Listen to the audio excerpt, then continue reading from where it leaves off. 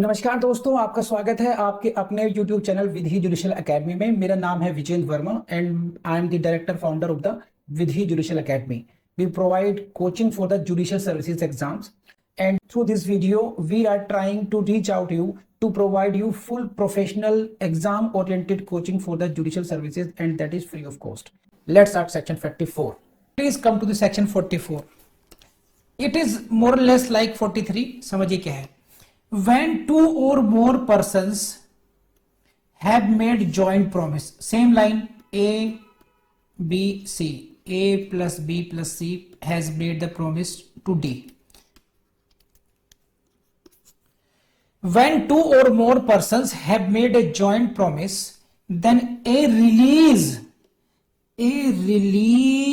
of one of such joint promisers. एक को release कर दिया गया है बाय द प्रोमिसी। एक व्यक्ति को इसने प्रोमिस किया, भाई I am freeing you from this, I am freeing you from the liability. Now इसे कहते हैं release of one of such joint promisors. Then if this D is releasing A from his liability, then it doesn't mean that the remaining two हैं।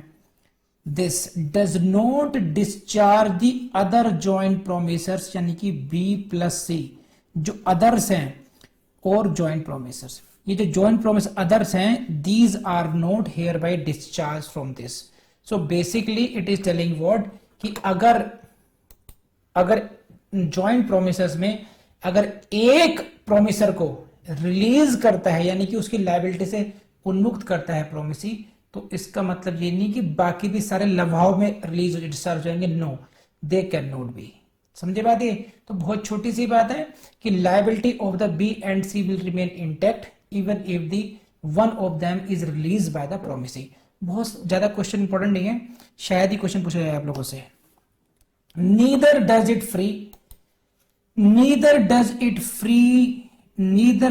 free joint promisers or release, यानी कि A from responsibility to other joint promiser or promisers. So A की जो responsibility towards B and C थी, that will remain intact. So if the D has released A from the responsibility, but his responsibility towards B and C will remain intact. Not very important, इतना समझ लीजिए पर्याप्त है आपका पास कि अगर एक प्रोमिसर को रिलीज कर दिया जाता है रिस्पॉन्सिबिलिटी से, इसे कहते हैं effect of release of one joint promisor. Joint promisor मतलब मिनिमम टू प्रोमिसर से अगर एक को रिलीज कर दिया जाता है तो दूसरे की लायबिलिटी पे क्या फर्क पड़ेगा? कोई फर्क नहीं पड़ेगा उसका। It does not discharge the other joint promisor. यहीं से क्वेश्चन आएगा whether the release of one of the joint promisor will discharge the other. No, answer is no. So this is also 44 now. So 40, 41, 42, 43, 44, these 5 sections have been completed by me. Now 42, 43, 44, these should be read together basically. Now come to 45. 45 भी कर लेते हैं, चलिए। 45. What is 45? 45 devolution of joint rights. क्या कहता है ये एकदम बिल्कुल 42 के साथ जैसा है। ये 42 के जैसा है एकदम। Please go to the illustration first. Illustration पढ़िए देखिए पहले। To understand this section in a better way, first of all go to the illustration. Section 45 का इलस्ट्रेशन है ये। ए इन कंसिडरेशन ऑफ ₹5,000, 5,000 रुपए की कंसिडरेशन में lent to him by B and C, promises B and C jointly to repay them that sum with interest on a day specified. What is this? कि lent B and C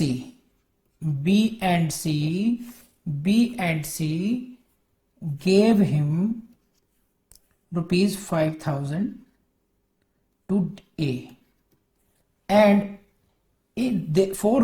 because of this, A promises to pay that sum 5,000 plus interest on a specific date. On a specific date, date is fixed, date is fixed. समझ में आ रही है आपको?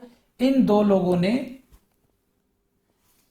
इसको loan दिया 5,000 रुपए का, ए को लोन दिया, ए ने इसके बदले में इनसे प्रॉमिस किया कि मैं तुम्हें तुम्हारा 5,000 भी लौटाऊंगा, विद इंटरेस्ट लौटाऊंगा, और एक डे फिक्स कर दिया।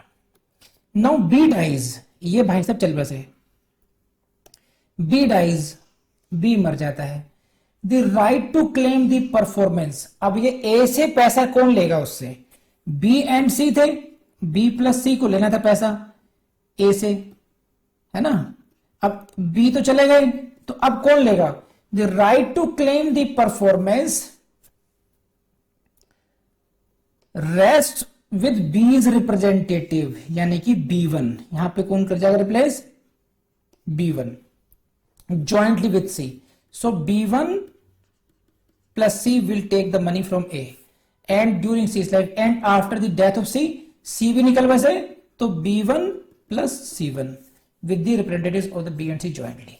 तो सिंपल सी बात है, जो बात आपने 42 में पढ़ी थी वही बात यहां पर है, तो बहुत टेक्निकली पढ़ने की जरूरत नहीं है, आप इलस्ट्रेशन को पढ़ लेंगे तब भी काम कल्याण वस्ती है आपकी। मैं आपको बताता हूँ आपकी जिंदगी कैसे चेंज होने वाली है, क्या क्या मजे आते हैं। जजेस आर ओवरफीडेड, मेरे घर में तो है ही है, 3-4 जज हैं, 1 2 3, हाँ 3 जज तो है ही है। देखो सुबह से बात करते हैं, मैडम अनुभा चौधरी, अनुभा चौधरी बन गई हैं जज अब, ठीक है। फिर इनके घर पे आएंगे सुबह सुबह 2-3 न्यूज़पेपर, वहां से शुरुआत करते हैं। वो सरकार इनको फ्री दे रही है, पैसे उनको मिलेंगे, महीने में 1 या 2 मैगजीन इनको फ्री मिलेंगी। ठीक 8 बजे इनके घर की बेल बजेगी और एक भाई साहब इनको नमस्ते करते हुए इनके घर पे आ जाएंगे। इनके हैं वो ऑर्डरली, वो पूरे घर की और बड़े मन से इनकी पूरा घर की सफाई करेंगे, पूरे घर का लॉन वगैरह जो जो काम कराना है, खाना बनवाना है, और इनका पूरा बैग लेकर के गाड़ी में रखेंगे और गाड़ी ले जाएंगे। लेटेस्ट रिकमेंडेशन तो ये है कि आपको अब एक ड्राइवर भी मिलेगा अभी। अब जो वो गाड़ी है, गाड़ी कैसे चलती है? वो पेट्रोल से चलती है। तो आप पेट्रोल क्यों फूकेंगे? आप इतना बड़ा एग्जाम पास करके आए हैं, जज बने हो, तो वो जो पेट्रोल है अप टू 75 लीटर्स का खर्चा भी जो है वो आपको सरकार भुगतेगी। आप अपने पैसे से एक बूंद का भी पेट्रोल मत फूकिए। और अब जो न्यू रिकमेंडेशंस एक्सेप्ट हो गई, तो जो ड्राइवर है वो भी आपको मिलेगा, ठीक है, ड्राइवर भी आपको मिलेगा।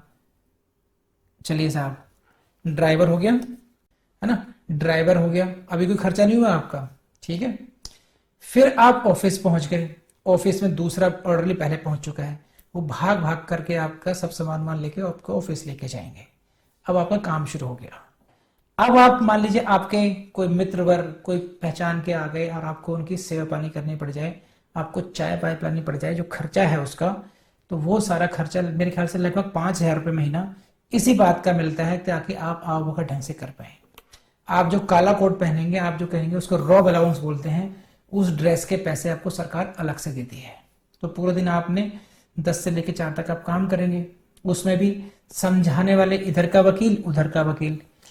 सारा लॉ तो आधा 50% लॉ वो समझा जाता है, 50% लॉ वो समझा जाता है। तो बहुत आराम से काम होता है, जो करने वाले हैं बहुत आराम से काम निकाल लेते हैं अपना। ठीक पंक्चुअलिटी मेंटेन करनी है और ऑनेस्टी मेंटेन करनी है, बाकी सारे काम हो जाते हैं। फिर आपके साथ दूसरा ऑर्डरली घर पर आएगा, वो आपको घर पहुंचाएगा, आपको चाय पानी या फिर खाना पिलाना मिलाकर सब जगह जब घर पे जाएगा। फिर आपकी जो इलेक्ट्रिसिटी खर्च होगी घर में, उसका कौन देगा? सरकार कहाँ चली जाएगी? तो सरकार कह रही कि आधे पैसे बख्श दो जनाब, तो आधे जज साहब पैसे दे देंगे, आधे आप दे देना। मेडिकल रीइंबर्समेंट 100% है, कहीं पर कैशलेस हो चुका, कहीं पर बिल रीइंबर्स हो जाते हैं। एलटीसी पे सरकार घुमाएगी आपको, ठीक है। तो लगभग सारे खर्चे आपके और जबरदस्त तनख्वाह। तो आपका कोई भी ऐसा खर्च, और हाँ सुनिए, जब आपका सिलेक्शन हो जाएगा 1 साल के अंदर, जब लग जाएगा यहाँ रोकोगे आपको, तो पूरे के पूरे ड्राइंग रूम को मेंटेन करने के लिए 75,000 से 1.5-2 लाख रुपए, पहले 75,000 थे, अब शायद 2 लाख कर दिया उसको, वो आपको एक मुश्त मिलेंगे अलग से, कि आप अपने ड्राइंग रूम को अच्छा सोफा, अच्छा टीवी वगैरह ये सब सामान ले आइए और अपना ड्राइंग रूम सजा लीजिए और उसका खर्चा भेज दीजिए सरकार के पास। देखो नौकरी से कोई मतलब इन खर्चों का, वो आपके ऑफिस को मेंटेन करने के लिए पैसे अलग से मिलेंगे। तो अच्छा, फिर गाड़ी में जैसा आप कह रहे हैं साहब, गाड़ी में पेट्रोल तो डलवा दिया, अब मेरी गाड़ी के टायर भी घिसेंगे, ये पुरानी होगी, इसको कौन देगा, इसके मेंटेनेंस कौन भुगतेगा। तो नई जो रिकमेंडेशन है वो ये कह रही है कि हर साल 25,000 रुपए अलग से गाड़ी की मेंटेनेंस के भी मिलेंगे आपको। तो कोई खर्चा आपका ऐसा नहीं है जहां पर या तो सरकार आपको पूरा नहीं दे रही है या आपको वो पार्शली वो आपको 50% के रूप में रिम्बर जरूर कर रही है आपको। तो इसके बाद की जो लाइफ है आपकी बहुत स्मूथ होने वाली है। किसी की हिम्मत नहीं आपके चैम्बर में घुस जाए, किसी की हिम्मत नहीं कि आपको फोन पे आपको डांट दे कि आप मेरा काम करो ही करो। कोई आया भी रोया पीटता तो बहुत बड़ी शर्म से और कहेगा कि ये कुछ पर्सनल केस है, और वहां भी डिस्क्रेशन है आपका। इनजस्टिस नहीं होता हो, जैसे मेंटेनेंस दिलाना किसी लेडी को, है ना, जैसे एमएसटी क्लेम है, बेचारे का फंस रहा है किसी वजह से, तो ऐसे काम कर दिया आपने किसी ने। तो व्हाट आई मीन टू से कि जो बाद की लाइफ है वो बहुत स्मूथ होने वाली है। तो अब ये सोचो आपको वो राजा या रानी वाली लाइफ चाहिए या रजाई में घुस के अभी सोना है, टीवी देखना है। 1 साल की ये वाली मेहनत जिसमें से 2-1 महीने निकल चुके हैं, 1-2 महीने की जबरदस्त मेहनत और पूरी जिंदगी आराम। नहीं तो आने वाले 4-5 साल इसी फिल्म्स मेंस में लगे रहोगे। सारा यूथ जो जीवन है जो जवानी का पीरियड होता है वो सब इसी में निकल जाएगा। दुनिया डिस्को घूमेगी, आप यहाँ पे लगे रहेंगे, है ना। तो इससे बचने का एक ही तरीका है कि इतनी ताकत से पढ़ो, इतने जबरदस्त फोर्स के साथ पढ़ो इन दोनों महीने में कि बस छप्पर फट जाए बाय फोर्स। देखो हल्का हल्का फोर्स लगाओगे तो कुछ नहीं होगा, एक जब झटके से जबरदस्त तरीके से पढ़िए। बस ब्लैक टी पीजिए, कुछ भी पीजिए, कुछ भी करके नींद लगाइए, मुंह धोइए अपना बार बार, और एक धुन बना लीजिए बस कि मुझे याद करना है तो याद करना है, रिवाइज करना है तो करना है, घोटना है सब कुछ बुरी तरीके से। फिर आप देखो कि दुनिया आपकी कैसे मुट्ठी में आती है। तो आई बिलीव कि आप लोग जरूर करोगे इस बात को। करेंगे हाँ या ना, करेंगे बताइए। प्रॉमिस में कि हाँ हम लोग आज जबरदस्त तरीके से पढ़ेंगे। देखता हूं कौन कितने प्रॉमिस करते हैं मुझसे भी। मैं आपको बता दूं ये जुडिशरी का एग्जाम सबसे आसान एग्जाम है हिंदुस्तान का। वीडियो में भी कई बार समझाया होगा, आपको अभी बता रहा हूँ। आपको यूपीएससी से कंपेयर कर लीजिए, ना जीएस है, ना सीसेट है, ना वो दुनिया वाली झंझट नहीं है। रिपीटेशन बहुत ज्यादा होता है और पहले 3 साल या 5 साल पढ़ करके आ रहे हो। सिर्फ फेल होते हैं हम अपनी गलती से, क्योंकि कभी एडवोकेसी में जा रहे हैं, कभी कहीं जा रहे हैं, लगातार हम पढ़ नहीं रहे हैं। इसका केवल और केवल से मान लीजिए 18 से 24 महीने के अंदर आपको जज बन जाना चाहिए। और ये सब खत्म कीजिए महाराज, अगला वीडियो पढ़ने बैठो। चलो चलो चलो, शाबाश।